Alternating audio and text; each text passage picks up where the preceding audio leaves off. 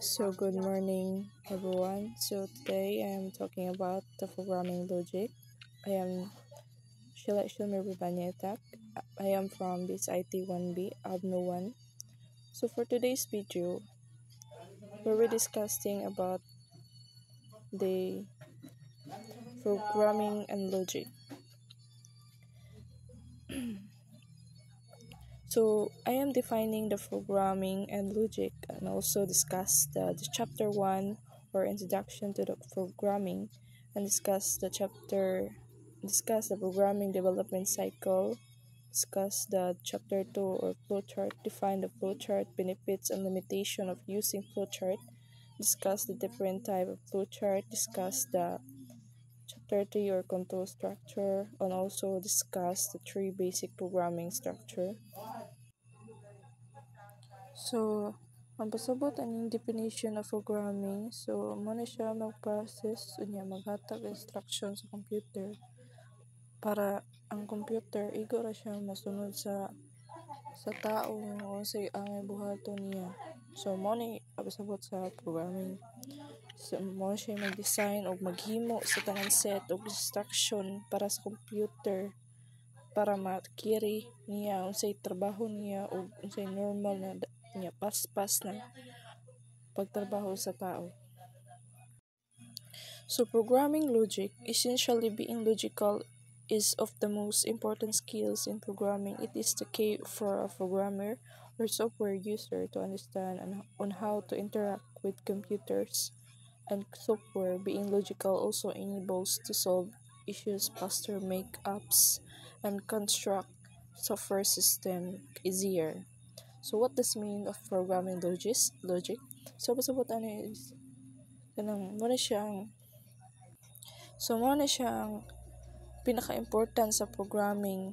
Kung mayon ka programming, mo na siya ang key sa programming or software para magamiton ug unsaon pagsabot ug unsaon siya pag-interact sa computer ug software.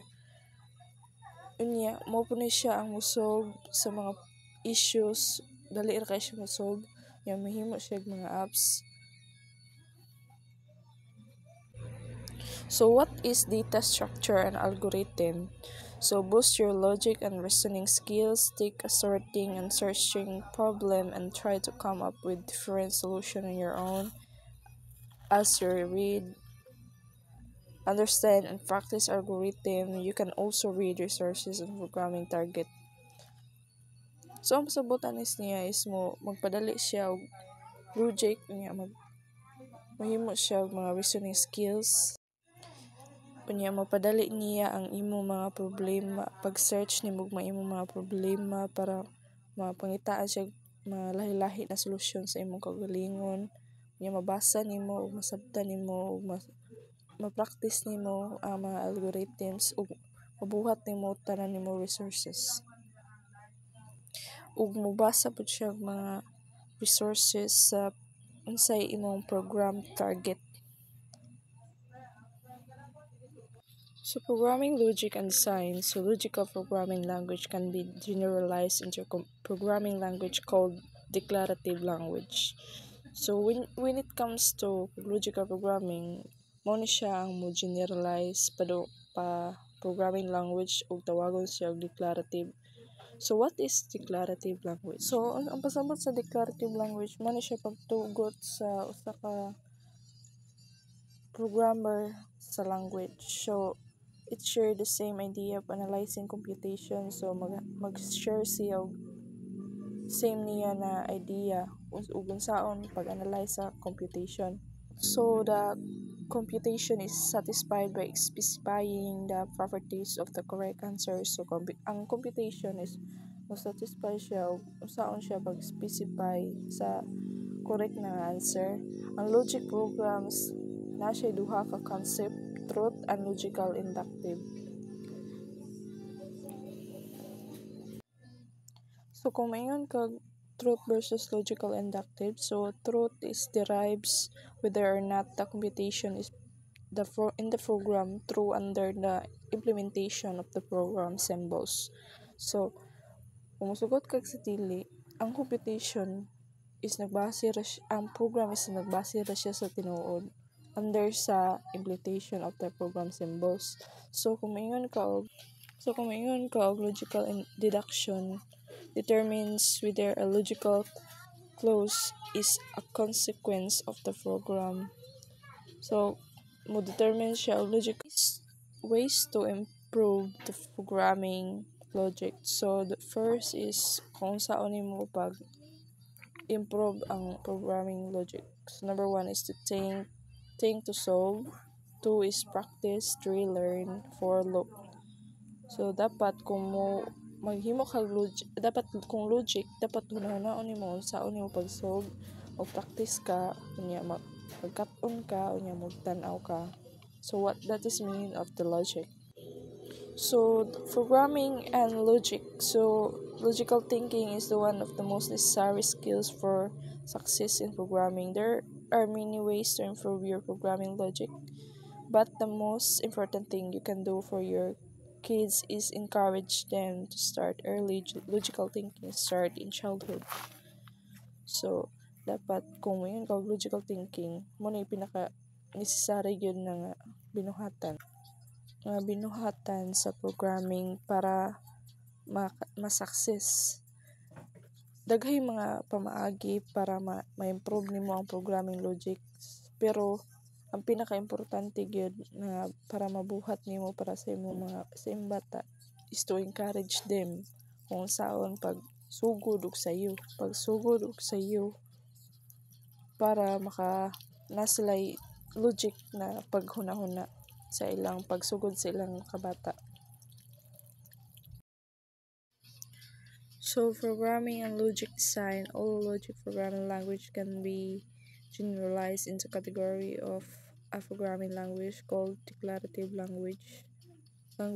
They share the same idea of analyzing computation.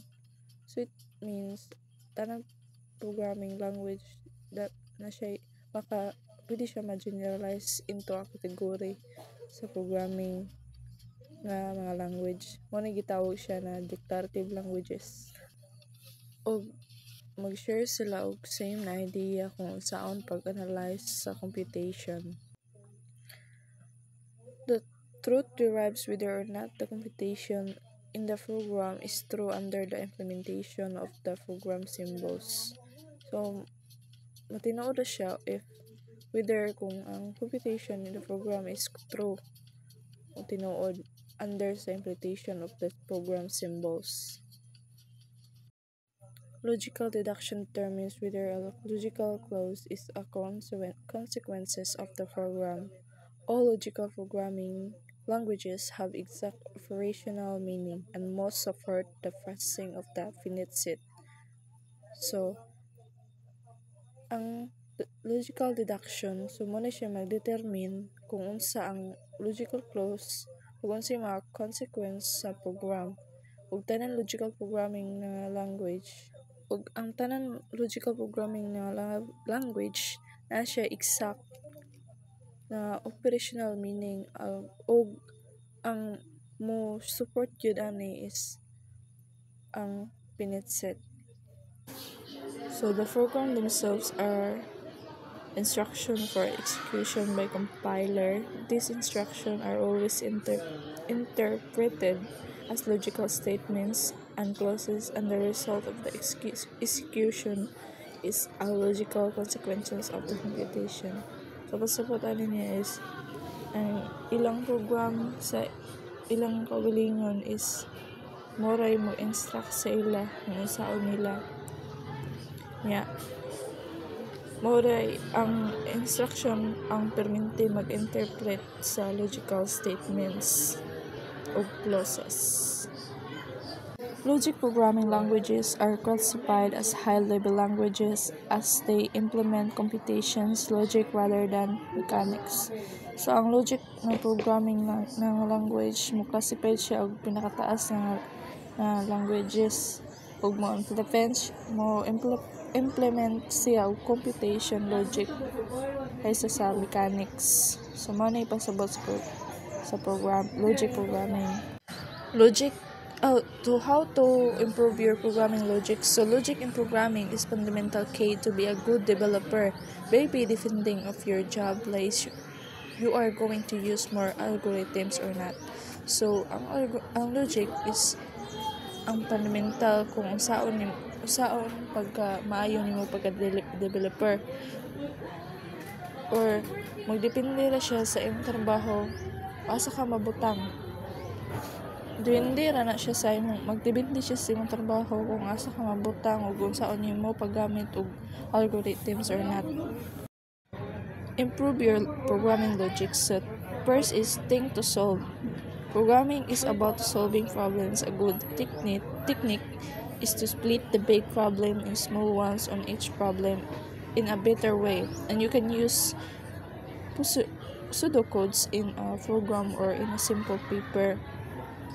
So dapat magunahuna ka pag unsaon pag-solve og mga problema para makabalo kag unsay mga maayo na technique sa mga gagmay na problema, sa mga maayo na pamaagi niya pwede nimo gamiton ang pseudocodes sa program sa simple na paper.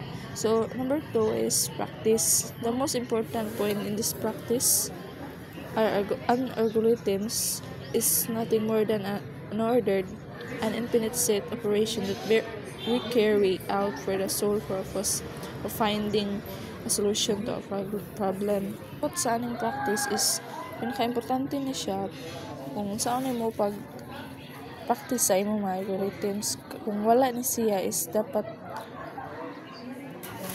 hindi mo siya as an ordered o finite.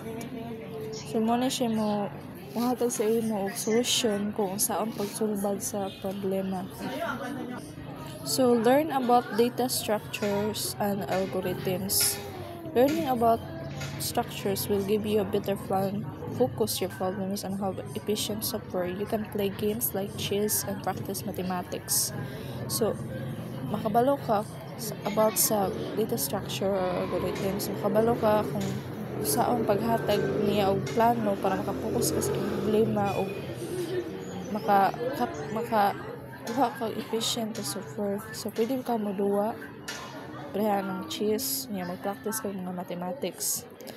Learn programming paradigms. A very good point is to learn programming. So kanin learn programming paradigms, ano siya pinakamaayo mga point para makabalo ka sa programming.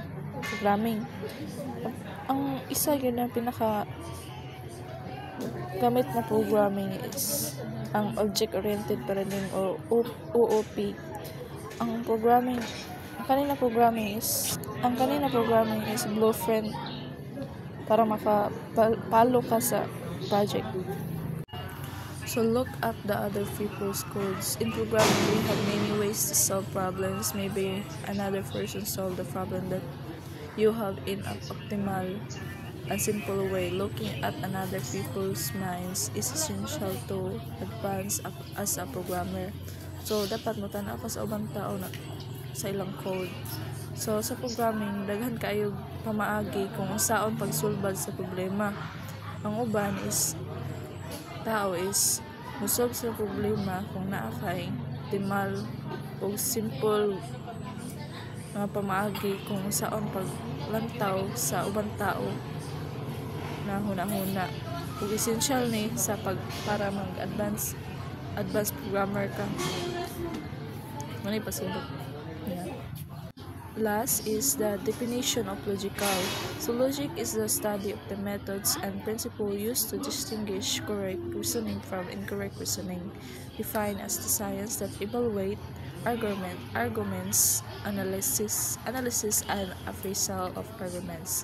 So it means logic is muna siyang study sa methods. Gamit ni siya sa distinguish sa mga sakto na reason sa dili insakto na reasoning. Modifine siya sa science to evaluate siya og arguments. Gamit pa niya sa analysis o appraisal of arguments. So that's it, guys. Thank you for listening. Don't forget to like and share or subscribe our YouTube on my YouTube channel. Thank you.